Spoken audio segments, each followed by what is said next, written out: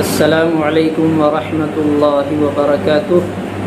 میرے عزیزو، ایک بھائی سوال کرتے ہیں کہ اگر ایک شخص نے قربانی کا جانور خریدا، اس وقت وہ مالدار تھا، جس وقت قربانی کا جانور خریدا مالدار تھا، اور وہ جانور گم ہو گیا۔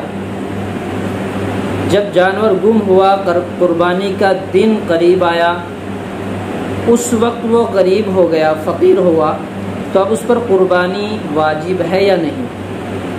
دیکھیے، فتاوی شامی میں موجود ہے کہ ایک شخص صاحب نصاب تھا ایام قربانی سے پہلے، اور اس نے جانور خریدا صاحب نصاب ہونے کی وجہ سے۔ تو جب صاحب نصاب ہونے کی وجہ سے جانور خریدا، تو اس نے اپنے قربانی کا جو فریضہ تھا اس کی تکمیل کے لیے آگے بڑھ گیا، وہ اس کی تکمیل کر چکا۔ اب وہ جانور گم ہو گیا، اتفاقاً وہ فقیر بھی ہو گیا، اب اس کے پاس استطاعت نہیں کہ وہ جانور خریدے۔ تو شامی میں لکھا ہے کہ ایسے شخص پر قربانی لازم نہ رہی، قربانی کا وجوب ساقط ہو چکا۔ اگر وہ مالدار ہوتا تو اب مسئلہ دوسرا تھا۔